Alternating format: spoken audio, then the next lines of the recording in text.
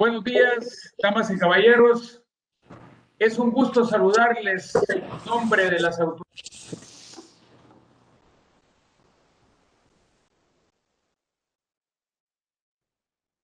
Perdón, licenciado, se le apagó su micrófono, licenciado Ramírez. Licenciado Ramírez. No se escucha, Lick. Vamos a ver. Ahora sí, buenos días, damas y caballeros. Es un gusto saludarles en nombre del Centro Nacional de Registros, particularmente de nuestra directora ejecutiva, la licenciada Tania Cortés. Ahora celebramos nuestro programa número 26 de viernes de capacitación para usuarios del Centro Nacional de Registros. Voy a explicar los aspectos generales y los aspectos metodológicos de esta conferencia. Nuestras conferencias siempre son de 10 a 11 de la mañana. El tema son los recursos registrales. El conferencista es el licenciado Mauricio Cardosa. Mauricio Cardosa es abogado y notario. Tiene 2 maestrías, una maestría en gobernabilidad y alta gerencia pública y una maestría en derecho de familia, y es el registrador jefe del registro de la propiedad raíz e hipotecas del departamento de San Miguel. En esta oportunidad no habrá una secretaría académica, pero sí vamos a estar pendientes de las preguntas que se hagan a través del chat. Y por otra parte, la conferencia, comentarles que será grabada y siempre puesta a disposición de nuestros usuarios. Por otra parte, pedirles de favor de que apaguen las cámaras y los micrófonos y solo vamos a dejar el audio para que haya una mejor fidelidad en la conferencia. Por otra parte, también decirles que al final de la conferencia vamos a tener 20 minutos para preguntas y respuestas al licenciado Cardosa. Y entonces tenemos doble vía. La pregunta que ustedes pueden hacer paralelamente en el desarrollo de la conferencia a través del chat y luego los 20 minutos que se designan para poder hacer dichas preguntas. En nombre de la Escuela de Formación Registral, del Registro de la Propiedad Raíz e Hipotecas y de la Dirección de Tecnologías, agradecerle por su presencia y damos inicio a esta conferencia. Mauricio, bienvenido y gracias por participar como conferencista en este webinar. Hola, buenos días. Muchas gracias, licenciado Ramírez. Es un placer estar con todos ustedes. Bienvenidos una vez más a esta sesión de Viernes Registrales. Hoy día vamos a tener un tema bastante interesante y bastante controversial también, que es necesario que los usuarios tengan el conocimiento de qué hacer cuando una resolución registral no es apegada a derecho y por lo tanto estoy desconforme con ese resultado. Hoy vamos a hablar de los recursos registrales dentro en el contexto del registro de la propiedad raíz e hipoteca. ¿Para qué sirven los recursos? ¿Por qué recursos registrales? Bueno, este tema y esta figura de los recursos en realidad representa una herramienta de suma importancia que tiene todo ciudadano. No estamos hablando solo de los notarios y los abogados, estamos hablando de todo ciudadano que tiene el derecho establecido en la Constitución para impugnar las resoluciones que son adversas y que son emitidas por la administración pública. Ya desde el artículo 1 de la Constitución dice que es una obligación del Estado asegurar el goce de la libertad, la salud, la cultura y el bienestar económico y la justicia social del país. El artículo 2 dice que toda persona también tiene derecho a la seguridad. Y cuando hablamos de la seguridad no nos referimos únicamente de la seguridad física, sino también de la seguridad jurídica. El artículo 2, 11 y 22 de la misma Constitución, que es la norma fundamental del país, dice que el ciudadano tiene derecho a la propiedad privada y a su protección. Entonces, todas estas normas constitucionales establecen, básicamente, dan el fundamento para que exista el registro de la propiedad raíz e hipotecas y que su función sea básicamente cuidar y proteger esos derechos de propiedad inmobiliaria que el ciudadano adquiere. Pero básicamente el artículo 18 de la Constitución, que nos habla del derecho a las peticiones del ciudadano frente al Estado o a la administración pública.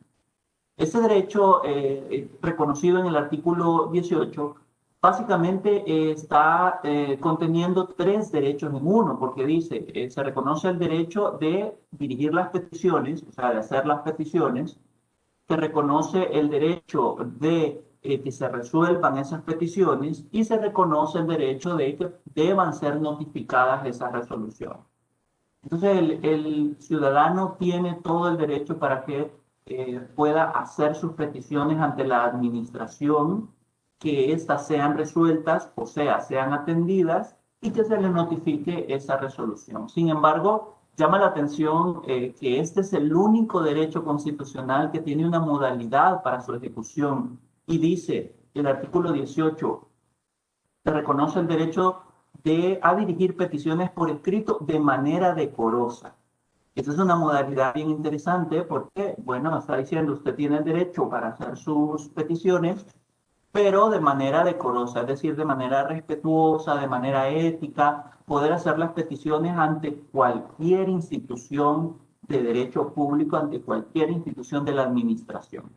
Y el registro, pues no está exento de esto, también es parte de la administración pública y por eso es que los registradores tienen tipos de resoluciones. Y esas resoluciones son verdaderos actos administrativos. ¿Qué tipo de resolución puede dar un registrador ante una solicitud de inscripción? Bueno, pues el registrador puede hacer tres cosas. En primer lugar, puede inscribir la solicitud, es decir, el documento. Inscribe el documento accediendo a lo que se le está solicitando. En segundo lugar, si ese documento o instrumento que se ha presentado tiene algún error, vicio, defecto, omisión, algo que pueda impedir la legalidad del mismo o pueda ser un defecto que puede subsanarse, entonces el registrador hace una prevención para que ese defecto sea subsanado. Esa prevención se llama observación. Entonces el registrador observa ese vicio, ese error, esa omisión, para que el usuario, o sea, el ciudadano, pueda corregir esos errores. Si ese vicio que el registrador ha visto, él considera que no es subsanable, o si el ciudadano ha dejado que el plazo para la subsanación pase y no ha podido corregir esa inconformidad, entonces se pasa a denegar. Hay una denegatoria que es definitivamente ya el decirle al ciudadano su proceso no es... no ha cumplido todos los requisitos necesarios y por lo tanto no va a ser inscrito. Estas son las tres posibilidades en materia registral que puede hacer el registrador.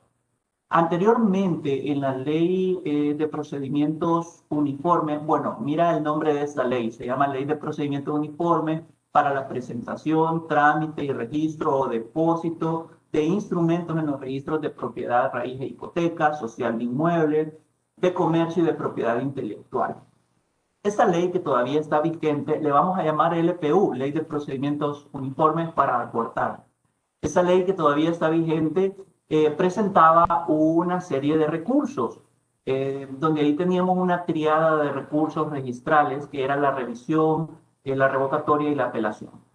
Y no obstante que la ley sigue vigente, en lo relativo a la parte recursiva, esto ha sido reformado por la Ley de Procedimientos Administrativos. La Ley de Procedimientos Administrativos, que vamos a llamarle LPA, a partir de su entrada en vigencia y en el artículo 167, inciso tercero de la misma ley, establece que en cuanto a sistemas recursivos se va a atender a lo que establece esa ley.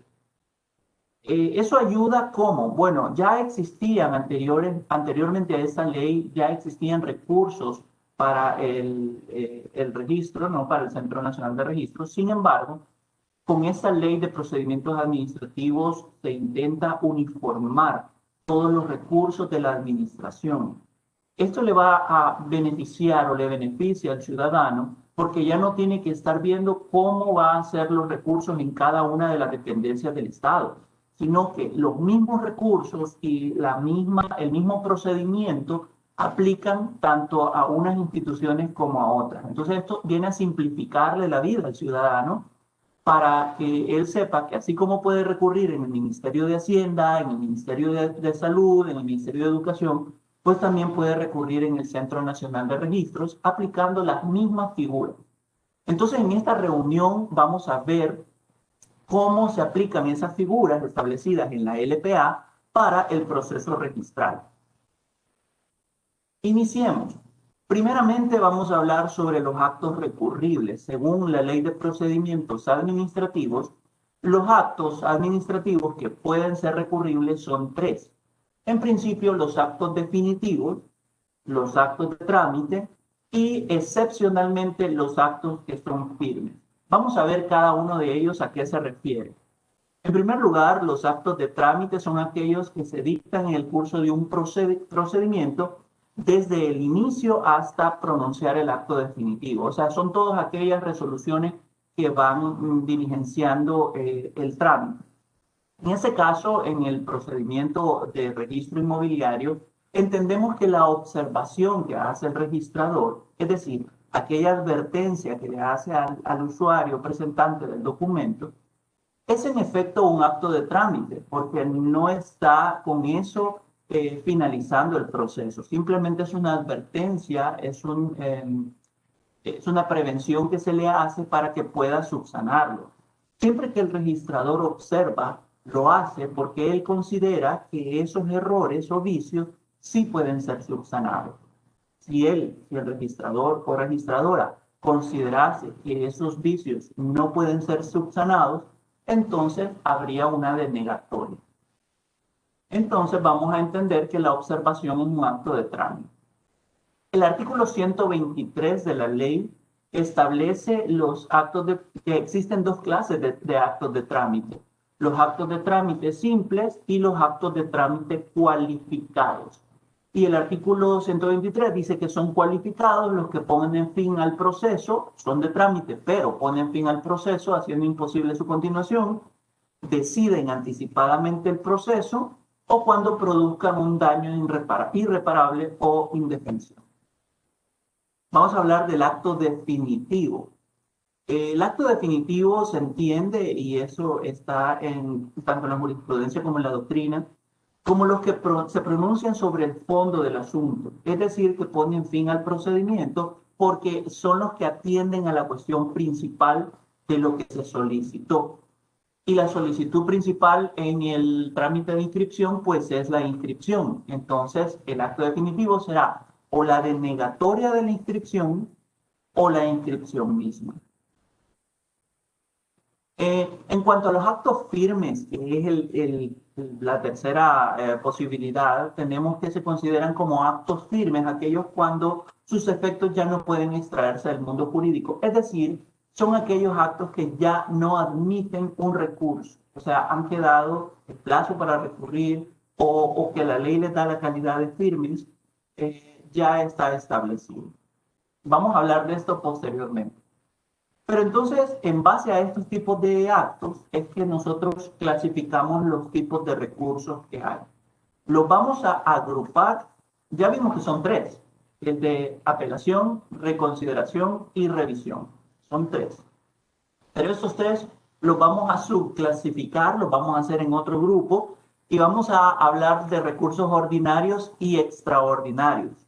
¿Cuál es la diferencia? Bueno, los recursos extraordinarios van a proceder solo contra los actos firmes, es decir, de una manera excepcional contra los actos que ya les pasó el tiempo para ser recurridos, contra los actos que ya se finalizó el proceso. Y como dice su nombre, son extraordinarios, entonces solo van a proceder de manera excepcional, por casos especiales. Y ese recurso solo tenemos uno, que es el de revisión. Entonces vamos a ver a los más comunes. que son los recursos ordinarios. Tenemos la apelación y la reconsideración. ¿Cuáles son los requisitos que usted necesita para interponer un recurso, cualquiera que sea? Bueno, básicamente recordemos estos 7 pasos o 7 requisitos que debe de tener el escrito donde se interpone el recurso para que sea legalmente aceptable. En primer lugar, tiene que encabezarlo con el nombre de la autoridad o el funcionario a quien se está recurriendo, o sea, a quien va a resolver el recurso. El nombre y datos generales del recurrente, así como el domicilio, y obviamente muy importante es establecer el lugar o medio para recibir notificaciones, que en el registro de la propiedad puede hacerlo a través de fax, a través de correo electrónico, que es mucho más cómodo para la mayoría de las personas, o puede notificarse también directamente en la sede de la oficina. También en su caso puede colocar los datos de la persona que lo está representando, o sea, su representante, ya sea de una empresa o puede ser un apoderado. En tercer lugar, tiene que colocar el acto en contra del cual se recurre y las razones de hecho y de derecho en las que se fundamenta. Es decir, nótese bien que el recurrente debe colocar una fundamentación en base a la cual está haciendo o está ejerciendo su derecho de recurrir. No solamente se trata de decir yo reclamo porque esa resolución no me conviene o no me favorece, sino que tiene que especificar cuáles son las situaciones o circunstancias por las cuales usted considera que esa resolución le es perjudicial. También tiene que poner una solicitud de apertura a prueba, pero esto es en casos excepcionales, solo cuando fuera necesario. Y en realidad, en los casos del registro, como ya vamos a ver, es muy raras ocasiones que esto pueda suceder. Otras particularidades exigidas por la ley, en el caso de la ley registral, no tenemos mayores requisitos que sean exigidos de manera especial, así que por eso es mucho más sencillo. Al final lo terminamos con el lugar y la fecha y por supuesto la firma del peticionario. No se necesita que te represente un abogado, no se necesita que sea nada más el notario, puede ser el ciudadano el que ejerce los recursos.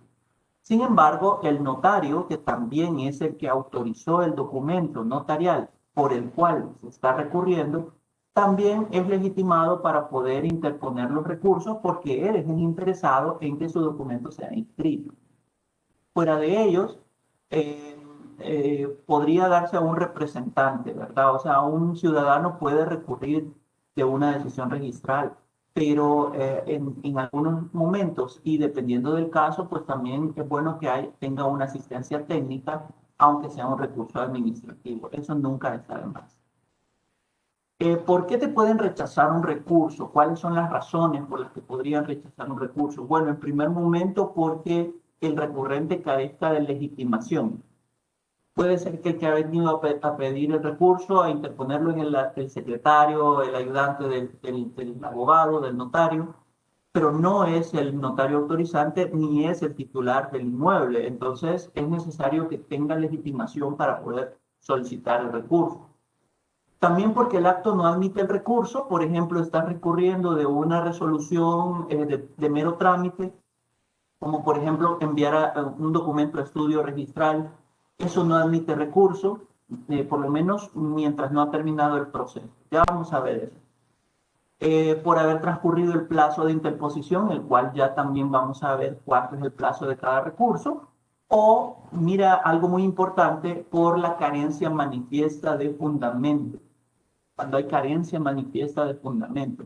Esto quiere decir cuando no lograste argumentar adecuadamente o lo suficiente cuál es la base de tu reclamación, la base fáctica y la base jurídica, como decía anteriormente, ¿verdad? Tienes que poner como uno de los requisitos el fundamento legal y el fundamento de hecho de esa petición. Si falta o adolece de alguna de estas 4 situaciones, entonces el recurso puede darse por rechazado. Bien, la vía administrativa se entenderá agotada con el acto que pone fin al procedimiento, dice el artículo 131, o con el acto que resuelve el recurso de apelación. ¿Qué significa esto? Tener por agotada la vía administrativa quiere decir que hasta ahí llegó la vía administrativa y ahora tienes habilitada la vía judicial. Todo tiene que ir en un orden, todo tiene que tener una serie de pasos concatenados y ordenados. En primer lugar, si a mí me perjudica una resolución registral, lo que yo debo de hacer es interponer un recurso de apelación, si tú lo quieres, y ese recurso de apelación, con esa resolución, yo ya tengo, si no me es favorable y considero todavía que esa resolución está siendo dañosa, y es injusta y es ilegal, entonces yo puedo recurrir entonces al tribunal, al juzgado. Bien, vamos a ver algunos los efectos principales de la interposición de los recursos. Por la regla general, esta ley de procedimientos administrativos, como es una ley general, o sea, de aplicación referencial para todas las instituciones administrativas, la regla general es que el recurso no suspende la tramitación del acto impugnado, la ejecución. A manera de excepción, sí lo puede suspender cuando hay una motivación para ello o cuando su ejecución pueda causar circunstancias que perjudiquen grandemente. En el registro de la propiedad raíz de hipoteca, esta situación está bastante superada porque de una manera automática se suspende la tramitación, o sea, sería en realidad la cancelación del asiento de inscripción, se suspende mientras se está tramitando el recurso. Sin embargo, como esto, según la ley de procedimientos administrativos, es una excepción, yo les recomiendo a los usuarios que están viendo que siempre lo pidan la suspensión del trámite mientras se resuelve el recurso. Porque esto no es la regla general, es la excepción. Siempre se hace en la práctica, pero podría suceder que no, ¿verdad? Entonces, siempre es necesario solicitar la suspensión, porque si no, se corre el riesgo de que podría el documento continuar con la ejecución y que sería la cancelación del asiento de inscripción. Veamos el recurso de reconsideración. El recurso de reconsideración procede contra los actos definitivos, mucho ojo, es contra los actos definitivos. ¿Qué significa esto? Eso significa que se puede interponer cuál es el acto definitivo para el cual podríamos reconsiderar. Bueno, en principio la inscripción. Sin embargo, esto no tiene sentido porque el documento fue presentado para inscribir. Entonces, si he obtenido la inscripción, pues no voy a recurrir de ella. Lo que sí tiene sentido es el acto definitivo de la denegatoria. Cuando el registrador ha denegado el recurso, la inscripción, perdón, entonces sí procede una reconsideración. Ahora, viene una pregunta que a lo mejor están pensándola y procedería interponer un recurso de reconsideración ante una observación, o sea, ante las observaciones. No es procedente el recurso de reconsideración porque el recurso de reconsideración procede únicamente contra los actos definitivos. Y la observación no es un acto definitivo porque es una mera prevención precisamente para que el usuario pueda subsanar los aspectos que se le están señalando. Por lo tanto, no termina ahí el proceso, no es un acto definitivo. En cambio, la denegatoria sí es un acto definitivo porque ya ahí ya no se contempla la subsanación. Esto lo encuentras en el artículo 8 y 9 de la Ley de Procedimientos Uniformes, la LPU, de la que hablábamos antes. Ahí podrás ver que las subsanaciones y las formas de subsanar, lo cual es un tema aparte, ¿no? Este es otro tema, las formas de subsanar, pero podrás ver que proceden únicamente para las observaciones, cuando un documento está observado, no así cuando está denegado. Entonces, puedes interponer un recurso de reconsideración para las denegatorias. ¿Cuál es el plazo para interponerlo? Son 10 días a partir de la notificación de la resolución. Es 10 días para un acto expreso. Generalmente en el registro de la propiedad, raíces e hipotecas hacemos actos expresos, o sea, sería muy extraño tener un acto presunto. Sin embargo, si se diese el caso de manera muy excepcional, que tendríamos que estar hablando de algo completamente un error, que ha pasado los plazos y nadie se dio cuenta que ese documento no fue calificado, eso virtualmente casi que es imposible que pase, pero si se diera y caemos en aquello del silencio administrativo, lo cual considero que también es un tema digno de dedicar una sesión para ello, entonces hablaríamos de un acto presunto y ahí para eso tienes un mes después de la configuración del acto para poder interponer este recurso. Pero por regla general, como les digo, los actos son expresos, entonces son 10 días. Bien, hablemos del recurso de apelación que yo creería que por ahora se está convirtiendo en el recurso más común. ¿Por qué? Porque el recurso de apelación se interpone ante los actos definitivos que no agotan la vía administrativa, es decir, los que todavía no son firmes. Porque para los firmes procede el recurso de revisión, como ya dijimos. Entonces, el recurso de apelación procede contra los actos definitivos. Y ya hemos dicho que los actos definitivos son la denegatoria de la inscripción. En otras palabras, para ir recapitulando, si te das cuenta, cuando un documento está denegado, proceden dos recursos contra él. O bien la apelación o bien la reconsideración. Y entonces, ¿cuál recurso voy a utilizar? Ya lo vamos a ver. Hablemos también que la apelación procede contra los actos de trámite, pero no ante cualquier acto de trámite, solamente con los actos de trámite especializados. El artículo 134 dice los actos que ponen fin al procedimiento admiten la apelación siempre que no agoten la vía administrativa y los actos de trámite cualificado. Este recurso lo resuelve el superior jerárquico de quien hubiere dictado el acto. Como quien califica el documento son los registradores auxiliares, entonces el superior jerárquico es el registrador jefe de cada oficina departamental del registro de la propiedad, raíces e hipotecas. Entonces, si un registrador auxiliar de, por ejemplo, la departamental de Ahuachapán ha observado un documento, el usuario o el notario, del beneficiario del derecho o el notario, puede interponer un recurso de apelación ante el registrador jefe de esa misma oficina. Esto permite que el recurso en principio pueda ser diligenciado de una manera más rápida porque estamos hablando de la misma oficina. El registrador jefe conocerá de la alegación del recurso para ver si procede o no. Pero regresemos a esta parte que dice que conocerá de los actos de trámite cualificados.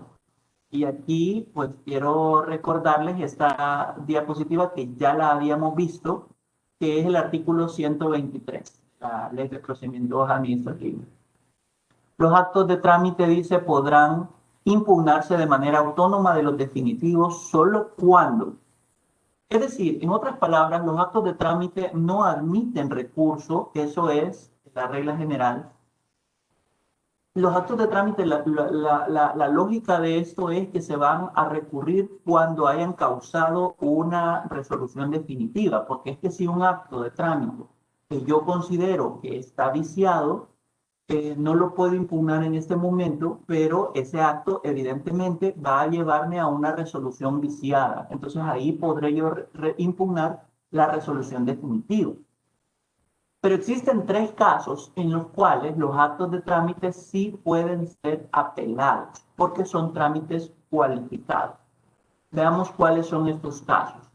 Primero, cuando estos actos de trámite dice pongan fin al procedimiento haciendo imposible su continuación. Vemos que la observación registral es un acto de trámite, eso ya lo tenemos claro. ¿Pero de qué tipo? Bueno, en principio es un acto de trámite que pone fin al procedimiento haciendo imposible su continuación. No, no pertenece a este tipo de actos de trámite porque es posible que yo pueda continuar con el procedimiento si subsano el documento.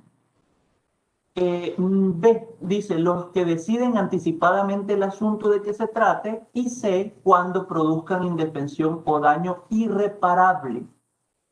Bueno, en razón del tercero, que dice cuando produzca indefensión o daño irreparable, tampoco. Porque puede ser que la observación produzca cierto daño, cierto problema para los intereses del usuario, pero no es irreparable, porque precisamente la observación se observa el documento para que el usuario pueda subsanarlo, porque precisamente se le da la oportunidad de subsanarlo por cualquiera de los métodos que la Ley de Procedimientos Uniformes establece. Entonces tampoco pertenece a este grupo. Entonces queda la segunda opción. Mira, el literal B del artículo 123 dice, cuando decidan anticipadamente el asunto de que se trate. Y ahí sí estamos hablando de una observación. ¿Por qué? Porque hay una observación registrada. Si el usuario no subsana lo que esa observación está señalando, ese documento va a ser denegado tarde o temprano por los mismos motivos por los cuales fue observado. Por ejemplo, la observación dice que el número de DUI, de documento único del adquirente o del tradente, no está bien relacionado. O sea, no se colocó bien el número de DUI, no es el que le pertenece al titular. Se le observa al titular o al notario y se le notifica para que éste pueda subsanar de conformidad a la Ley de Procedimientos Uniformes. Y yo le dije, no está derogada, simplemente está reformada en la cuestión de recursos, pero todo lo demás todavía funciona. Entonces se le notifica para que pueda subsanar. Si no subsana en el plazo correspondiente, entonces por ese mismo motivo, por no haber relacionado correctamente el DUI, por ese mismo motivo, al haberle caducado su plazo, se va a denegar y la denegatoria ya sería la resolución definitiva. Entonces, una observación decide anticipadamente el asunto, sí, porque por ese mismo motivo es que se le va a denegar. Por lo tanto, ya hay una decisión anticipada, no se está denegando, pero sí se está anticipando. Si tú no lo corriges, se va a denegar por ese mismo motivo. Entonces podemos decir con propiedad que en el literal B del artículo 123 podemos encajar perfectamente lo que es una observación registral y por lo tanto es un trámite cualificado. Es una resolución de trámite cualificado y admite el recurso de apelación. El recurso de apelación ya dijimos que lo resuelve el registrador jefe de cada oficina registral. ¿Cuál es el trámite? Bueno, eso está en el artículo 135 de la ley y dice, si el acto fuera expreso, que es la regla general de nuestra institución, el plazo para interponer el recurso será de 15 días contados a partir del día siguiente de la notificación. Si se trata de un acto presunto, pues es un mes. El recurso podrá presentarse ante el órgano que dictó la resolución o el acto o ante el que lo va a resolver. Es decir, este recurso se puede presentar ante el registrador auxiliar que observó el documento o ante el registrador jefe directamente. Entonces esto soluciona mucho los problemas de trámite, ¿no? Porque tú puedes presentarlo a uno o a otro. En este caso, el registrador auxiliar únicamente ejerce la función de pasar el documento. Es decir, que no va a evaluarlo para si lo admite o no lo admite. Si el registrador auxiliar recibe el recurso, este tiene un plazo máximo para poder para poder pasárselo en 3 días al registrador jefe. Y como están en la misma oficina, pues no hay ningún problema para cumplir ese plazo. Es bastante sencillo, le pasa el recurso eh, porque es el registrador jefe quien deberá resolver. La admisión o rechazo del recurso la tiene que resolver el registrador jefe en el plazo de 5 días, contado a partir de que lo ha recibido. Y ahí tenemos la situación de la prueba, de la nueva prueba o una audiencia. Generalmente no se necesitan audiencias para producción de nueva prueba o alegatos, porque los alegatos ya los hiciste en el recurso. Y el trámite registral, por regla general, es un trámite de aplicación de derecho. Es decir, no necesitamos recibir nueva prueba. Sin embargo, si fundado en los hechos que no consten en el expediente o cuando resulte imprescindible la aportación de prueba diferente a la que ya está en el expediente, sí puede pedir el recurrente que se fije una audiencia para incluir esa nueva prueba. Qué sé yo, pueden ser casos bien específicos, ¿verdad? Por ejemplo, está observado un documento porque el notario está inhabilitado por la Corte Suprema, por la sección de notariado, y yo quiero presentarle la habilitación, la resolución de habilitación con la cual no cuenta el registro todavía. Puede ser eso, y puedo hacerlo. Pero, como les digo, es un caso menos común, menos frecuente. El registrador jefe tiene como plazo para resolver este recurso en un mes.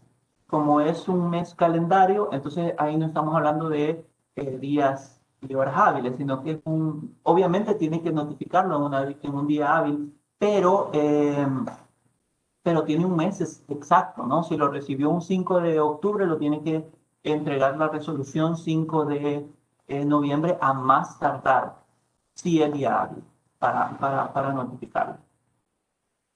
Hablemos rápidamente del recurso de revisión, porque yo creo que este es menos frecuente, sin embargo puede darse. ¿Y cuándo procede? Procede de una manera especial, porque ya dijimos que el recurso de revisión, a diferencia del de revisión que existía en la ley de procedimientos uniformes, son totalmente distintos. Ese ya no está vigente, el de la LPU, pero este de la LPA, artículo 136, sí.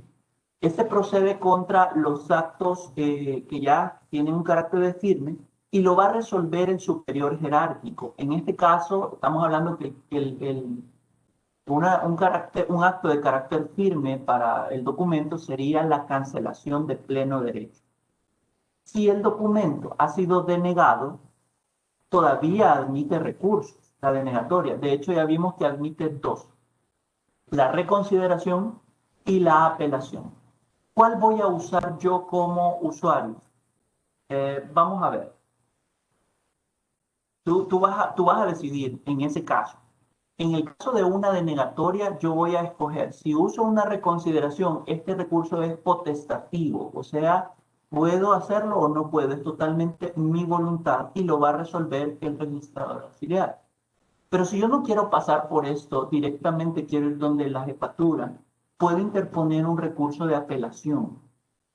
Para que yo tenga franqueada la posibilidad de irme al tribunal cuando no me resuelven conforme a lo que yo considero que es legal, entonces eso lo hago después de haber interpuesto, después de que se me ha resuelto la apelación.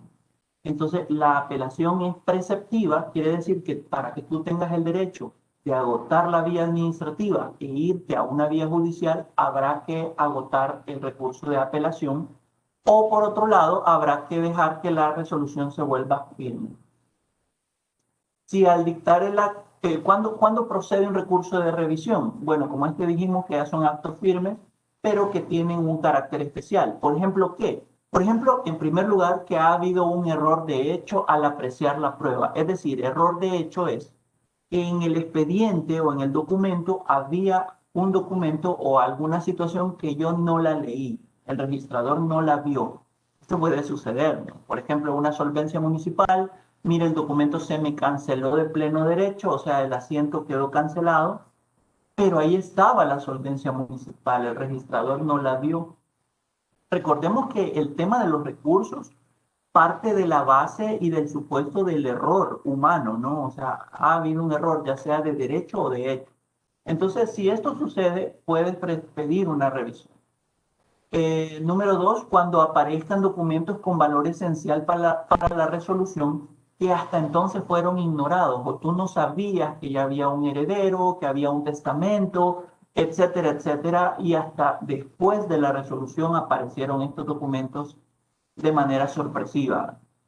Eh, También en el caso de que en la resolución o en la decisión hayan incluido elementos como peritajes, pruebas técnicas que posteriormente fueron declarados falsas u otros documentos. Y número cuatro, cuando el acto hubiera sido dictado en consecuencia de cohecho, ¿verdad? Violencia u otra conducta punible. Si hay estas conductas que pueden calificarse como corrupción, bueno, cohecho, y se puede demostrar posteriormente, entonces también vale la pena revisar estos actos, aunque ya estén firmes. El plazo para la interposición de la revisión ¿cuándo deberá presentarse? Si es por el motivo de un error de hecho, es un año siguiente al de la notificación del acto, pero si es por el motivo que los documentos, que han aparecido nuevos documentos, entonces tienes 3 meses o a partir de cuando puedas estar en disposición de esos nuevos documentos, porque aquí se entiende que es nueva prueba, nueva evidencia, nueva documentación que ha aparecido sorpresivamente. En los demás casos, por regla general, se tiene un año para poder resolver, para poder interponer este recurso. Para poderlo resolver se tiene un mes. Una vez interpuesto, el órgano que le corresponde, que sería el registrador jefe en este caso, tiene un mes para poder resolver este recurso después de que ha sido interpuesto. La resolución del recurso deberá ser dictada y notificada dentro de ese mes y con la cual queda expedita la vía contencioso administrativa. Es decir, si tú como ciudadano o como notario necesitas interponer un recurso y quieres acudir a la jurisdicción, asegúrate de primero agotar la vía administrativa. ¿Cómo lo logras? Por medio del recurso de revisión, si es el caso, o lo más común, por medio del recurso de apelación. Primero hay que interponer la apelación, primero hay que reclamar ante la vía administrativa para poder luego recurrir ante la vía judicial. Bien, hemos hablado bastante de los recursos, pero ¿cuál es su importancia? La verdad es que tiene una importancia práctica esencial. Muchas personas, muchos usuarios y abogados y notarios comentan, hablan mucho y se sienten incómodos por aquello del famoso criterio registral. Y dicen, mire, pero es que en San Salvador tienen un criterio, en San Miguel tienen otro, en La Unión tienen otro sobre el mismo caso. O incluso en la misma oficina tienen diferentes criterios registrales. ¿Cómo solucionar esto? Esto lo puedes solucionar tú como ciudadano, tú como notario, a través de los recursos registrales. Porque a través de los recursos, en primera, estás haciendo las cosas correctamente, como la ley manda. Estás haciendo las cosas como se deben hacer. Y en segundo lugar, le estás dando la oportunidad al registro de la propiedad raíz e hipoteca y al Centro Nacional de Registro de establecer una especie de jurisprudencia registral, es decir, tener resoluciones que van encaminadas a resolver casos que para futuro ya estos casos está determinado precisamente ese criterio registral. En la medida que no interpongamos los recursos, en las medidas que tratemos de buscar otras soluciones, estoy hablando cuando tú consideras que se ha hecho una ilegalidad y una injusticia, pero en la medida que no reclamemos, en la medida que no defendamos esos derechos de la manera correcta, entonces esto va a seguir pasando porque no estamos poniendo una situación. Ayúdanos a encontrar esos problemas de criterio, ayúdanos a encontrar esas faltas de cumplimiento de requisitos a través de la interposición de los recursos registrales. Esa es la vía correcta. Haz tu parte y te aseguro que nuestra administración, que toda la administración del Estado y el Centro Nacional de Registro vamos a funcionar siempre correctamente y cada uno de los funcionarios sabrá cuáles son sus responsabilidades. Hasta aquí la presentación, pero voy a dar tiempo para que podamos colocar preguntas. Si es que las hay, las puedes colocar en el chat y vamos a intentar resolver. Adelante. Hola, Mauricio. Sí. Antes que nada, felicitarte por la claridad en la conferencia en nombre de cada uno de nuestros usuarios y tanto los usuarios internos, nosotros como compañeros de trabajo del Centro Nacional de Registros. Hay una pregunta que dice de la siguiente manera. Dice Gloria, buenos días. Primero felicitarles por esta ponencia. Les exhorto a seguir con estas capacitaciones y solicito si puede aclarar el tema de la derogatoria de la LPU con la LPA para los recursos. Mil gracias. Ok. Bien, gracias por la pregunta. La LPA en realidad tiene un sistema de derogatoria bastante confuso porque habla en sus artículos 166, 167 de derogatorias expresas, cuando en realidad no son tan expresas, son un tanto tácitas, porque dice todo lo que se oponga a esta ley queda derogado, se va a entender como derogado. Eso es una derogatoria tácita en realidad. Sin embargo, en el sistema de los recursos, el artículo 167, inciso tercero, dice que a partir de la entrada en vigencia de esta ley, se estará al sistema de recursos de esa ley, que es la Ley de Procedimientos Administrativos. Entonces nosotros hemos comprendido, y esto es un criterio también ya unificado, porque hay instrucciones para ello, que la ley, que se van a aplicar los recursos de la Ley de Procedimientos Administrativos. Precisamente por esta disposición, artículo 167, pero también no solo por eso, sino también por el espíritu, el contexto de la normativa, porque el objetivo de la Ley de Procedimientos Administrativos es precisamente unificar algunos procedimientos administrativos y que al usuario, al ciudadano, le sea más fácil poder recurrir sabiendo cuáles son esos aspectos de una manera general. Entonces, por eso es que estamos aplicando en todas las oficinas registrales la Ley de Procedimientos Administrativos en consonancia con esta disposición. Por eso es que lo comprendemos como una reforma tácita, ¿no? Porque al final tenemos todavía vigente la Ley de Procedimientos Uniformes, pero en cuanto al sistema recursivo, vamos a aplicar la Ley de Procedimientos Administrativos. Espero haber aclarado un poco esa duda. Gracias.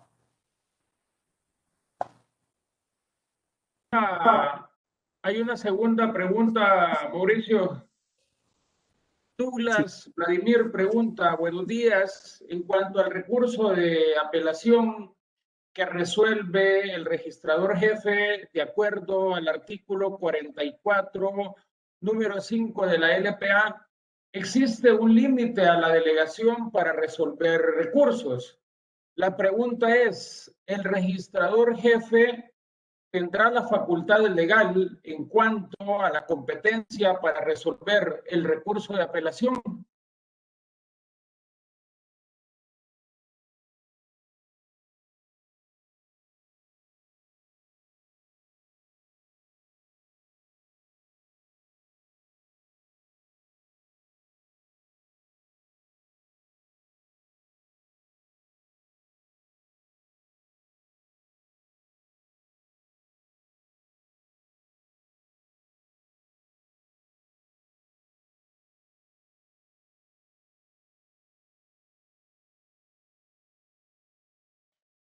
¿Se escuchó la pregunta, Mauricio?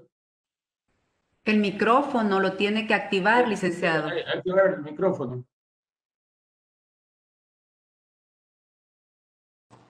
Ahora, no podía activarlo, perdón. Sí escuché la pregunta, pero en relación a un caso no en particular, artículo decía 40, perdona.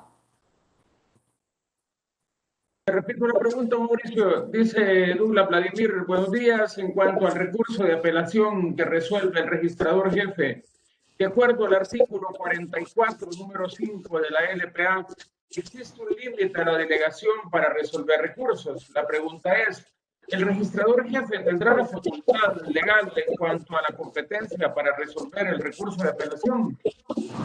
Vamos a ver, no comprendo muy bien su pregunta, licenciado, porque el artículo 44, número quinto, habla de, bueno, el artículo 44 habla de la delegación de competencia. El número quinto dice la que sirva para resolver recursos, pero yo no he hablado que el registrador jefe tenga una delegación. ¿Delegación de quién? Para resolver el recurso. Es que el registrador jefe es la autoridad jerárquica superior del registrador auxiliar y es a quien le corresponde resolver el recurso. Entonces, en este caso no estamos hablando de una delegación, estamos hablando de una facultad propia del ente que sería el registrador jefe para resolverlo. Así que no veo yo en qué puede aplicarse la delegación. En este caso, delegación sería que el registrador jefe le delegue a otro funcionario poder resolver el recurso, pero que lo resuelva el registrador jefe, que ahí va encaminada la pregunta, propiamente no está resolviendo con una atribución delegada, es su atribución propia y más bien, bueno, su atribución y su obligación resolver el recurso. Hay una tercera pregunta de Yuri Marcela Díaz. Buenos días. Entendí que el recurso de reconsideración y el plazo para resolver es de un mes. ¿Qué procede si dentro del mes la administración no resuelve? Si dentro del mes no resuelve cualquiera de estos recursos o los recursos, el recurso de apelación o el recurso de revisión, entonces estamos ante una situación de silencio. La administración tiene que resolver dentro del plazo, a menos, por supuesto, que dentro de la misma ley de procedimientos administrativos se establecen algunas suspensiones de plazo, por ejemplo, que hayan tramitaciones especiales que hacerse, como pedir informes técnicos a otras instancias, hacer estudios, etcétera, etcétera, ¿verdad? Salvo que haya un caso especial que tiene que estar justificado y tiene que estar resuelto esa suspensión por parte de la administración, salvo que haya eso y no hay una resolución, entonces podría caer en el caso del silencio administrativo. Sin embargo, este es un punto para estudiarlo muy profundamente por los efectos del silencio administrativo, ¿verdad? En realidad, déjeme decirle que en la práctica, pues casi que para nosotros esto es un escenario que no nos lo planteamos en la realidad porque estamos muy pendientes de cumplir estos plazos.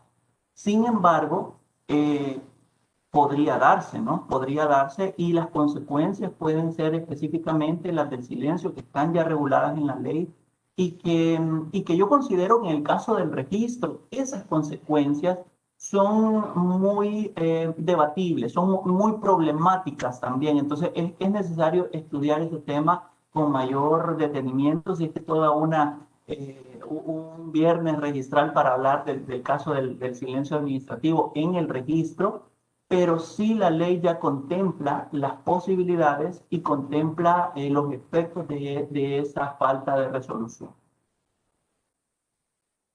Siguiente pregunta, América García nos dice, buenos días, ¿podría ejemplificar los actos definitivos que ponen fin al proceso y los de trámite cualificados en materia registral de conformidad al artículo 134 de la LPA? Gracias. Ok, bien, vamos a ver, el artículo 134 que nos habla del recurso de apelación, dice el artículo, los actos definitivos o sea, procede el recurso de apelación contra los actos definitivos que ponen fin al procedimiento. Tenemos que hacer una diferencia entre los actos definitivos y los actos firmes, porque los actos firmes pues ya pusieron fin al procedimiento también, pero son firmes porque ya no admiten ningún recurso. En este caso estamos hablando de los definitivos, quiere decir que pusieron fin al procedimiento, pero sí admiten recursos que efectivamente es el de apelación o también el de reconsideración. ¿Qué actos ponen fin al procedimiento y que puedan ser sujetos de recurso? En el caso del registro, el caso registral, la resolución que llega al final del procedimiento es la resolución de la denegatoria, porque para la denegatoria no existe posibilidad legal de subsanación. O sea, la resolución de denegatoria de una inscripción no es una prevención, no es un aviso, no es para que el usuario pueda subsanar ese vicio ya realizado, porque el registrador consideró que eso es insubsanable. Entonces pone fin al procedimiento. O también puede ser una denegatoria indirecta, que es cuando ya se le previno al usuario por medio de una observación, pero no subsanó en el plazo correspondiente, que son 30 días hábiles, no subsanó, y por eso se pasa a una denegatoria porque ya le caducó el término. Entonces, esa denegatoria pone fin al procedimiento, porque lo único que tú puedes hacer cuando tienes una denegatoria es interponer un recurso. Ya no hay forma legal de subsanar. Y en cuanto a los actos de trámite cualificado, ahí nos vamos al artículo 123, que el literal B decía que son actos de trámite cualificado los que deciden anticipadamente la cuestión principal. Y en este caso hablábamos de la observación, es la que encaja en los actos de trámite cualificado, porque no es un mero trámite la observación. La observación es un acto por el cual se te está previniendo como usuario, como notario. Y en otras palabras, lo que te dice la observación es, mire, usted tiene que subsanar esto que yo le estoy previniendo, porque de lo contrario, si no subsana en el plazo correspondiente, ese documento será denegado. O sea, vamos a pasar al trámite que pone fin al procedimiento. Entonces, ¿es un acto de trámite? Sí, porque no está terminando el procedimiento en ese momento con una observación. Pero si tú no lo subsanas, esa misma observación servirá para denegar el documento. Entonces, básicamente, de forma anticipada está resolviendo la cuestión de una manera anticipada. Todavía no ha llegado a la denegatoria, pero sí ya está anticipando las causas por las cuales se va a denegar. Y no te van a colocar nuevas causas en la denegatoria. Tendrían que ser las mismas razones por las que el documento fue observado. Gracias. Nos preguntan si la presentación puede ser compartida.